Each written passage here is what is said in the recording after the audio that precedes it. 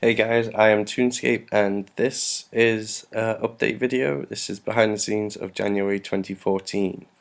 The videos are late out now because I really wasn't expecting this to be out now. I thought it'd be out on New Year's Day. No, not New Year's Day, the day after, which would be Thursday, I think, would it? Yeah. So I really wasn't expecting this out today because it's only the 30th of December now. Alright, I was just going to walk you through what to expect from this month. Alright, the first thing is the powers to players. This is a new idea Jaggeds came up with. It's basically, they do votes in-game and on the website where they give you a choice between different updates and which one would you like to see. Like for example, they got a couple of examples here. Which one do you want us to work on first, Elf City or Inventor Skill? Personally, I want to see the Elf City. Sorry. Well, I don't want the Inventor Skill to be rushed.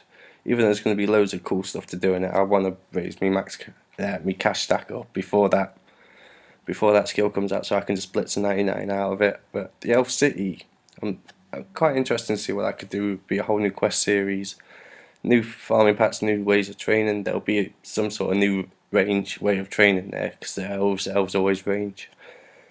There'll be new quests and stuff like that, so it'd be really interesting to see what comes from that. What sort of new dragon would you like to see added to the game? Personally, I want to see the Adamant Dragon. Yeah, we got Mythal Dragon for this for the what's that drop? Full Dragon Helm. So the Adamant Dragon would be interesting to see what that drops, and it'd be a nice way of progressing through the table. So that one, new groups have a reworked drop table. I'm not quite sure how this one's going to work. If it's just going to be you get like a little box, you put the name of a creature you want to see a new drop table for, then whoever puts the same name enough times gets to rework, or are they going to give you a list of like 10 monsters and then you vote for which one you think needs to rework on the drop table. Yeah, and the Easter event. This is all January voting for as well. I must mention that the January, the Easter holidays, traditional eggs and bunnies, the normal Easter bunny, or 6-age cabbage versus monkeys. So rip off of Plants vs Zombies probably, but it should be interesting to see nonetheless. I think that one will get my vote, the cabbage versus monkeys. Should we make changes to our world list? I'd say no, because I don't really pay much attention. I don't know many people that would, because most people know all the world as it is. I presume it's talking about the key on the map. And the secret event in 2014 minigame. Which map would you like to see it? Well, that purely depends on what the minigame is, really. You know, you can't have can't really think of an example, but yeah. Interesting. I don't know what else to say about that. Also the Wolves and Valkyrie, is that how you pronounce it? Valkyrie, yeah, but anyway, the new Wolves are out. These are just south of where they fire, yeah, just south of there, Femeric City, which is just north of Shears Village. And if you guys have not done this before, basically two wolves appear, Hattie and Suckle appear, about mid-level wolves. You kill them and they either drop Halky Paws, I believe it was, or is it Halky Boots? Yeah, one of them drops boots and one of them drops paws. The paws give you double combat experience in any combat type you do, and the boots give you double range and agility XP. The amount you get is dependent on your level, but it's usually about 800,000 plus bonus XP, so it is worth doing. But this year they've added an extra thing for prayer and divination. Oh, excuse me. So there'll be a third worthwhile drop, which means 5 drops in total if you include the the mask and the cape, but the mask and the cape are just miscellaneous stuff, unless they've actually incorporated this into one of them. But yeah, these are well worth doing. You don't need to worry too much about dying because there'll be about 50 people around them. Just take some mage gear, just make sure you get a couple of hits off so you get your drop, really. And for the next update is ports batch 2.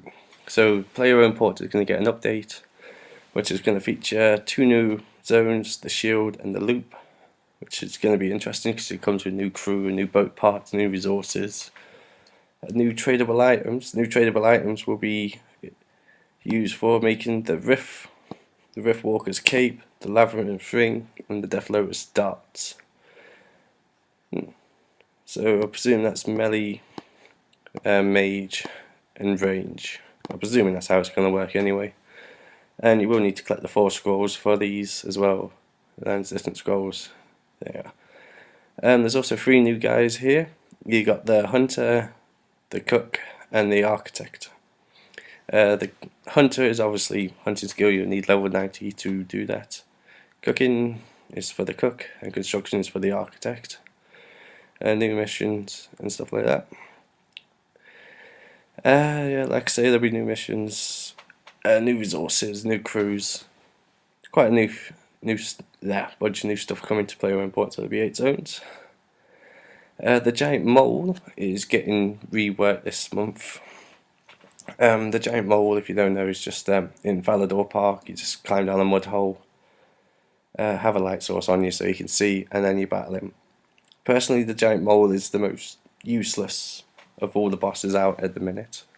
It's probably why it's getting reworked. It's getting graphically reworked, combat reworked, and the drop table is getting reworked as well. And it's also introducing a new drop table, which those who stand victorious can expect upgrades to anti-dragon shield. So there's going to be a new anti-dragon shield out, new farming potion, which speed the growth of patches, which is going to be very handy for growing herbs and stuff like that, which means more money per hour, depending on how much the pot costs, of course. And some new routes that remove nasty damage over time effects from the user. So I presume it's going to be something like Guthic's Blessing, where it heals you a bit at a time, or Regeneration, where it heals you a little bit, but it costs you adrenaline. But I'm not really sure how it's going to work, but it'll be a handy little thing if it is that. Excuse me. The next bit is Slayer updates. The Slayer update is basically it's for the Slayer helmet mainly. You're going to be able to equip your Slayer gem into the Slayer helm, and also be able to put your Slayer ring and the Pharaoh Curus ring, is how you pronounce it, in there as well. These 2 are just teleport. These 2 they're teleport rings. They teleport you to the most common drops. Like this one teleports you to the dungeon next to the Slayer Master with the Slayer cape. I can't think of a name right now. But yeah, it's very handy, very handy, that ring. And the Slayer rings teleport you to the Slayer dungeon, various Slayer spots. And more, which is just new armors that are coming out with the new world event too. If you guys care about that, I can't imagine anyone does, but yeah, new armors. What's this? Behind the scenes, sneak peek plan. However, it is our only a plan, not a promise. Alright, just saying it might not happen for tweaking stuff like that. Just a little disclaimer at the bottom there. But yeah, that is this month. If you have any questions about it, just leave a comment and I'll try and get back to you and explain as best to my knowledge as possible. I might have got things wrong, I don't know, but it's just how I interpreted it. That's the end of the video. If you like this video, be sure to leave a like and a comment, and for more of this stuff, be sure to subscribe, and I'll see you next time. See you later, guys.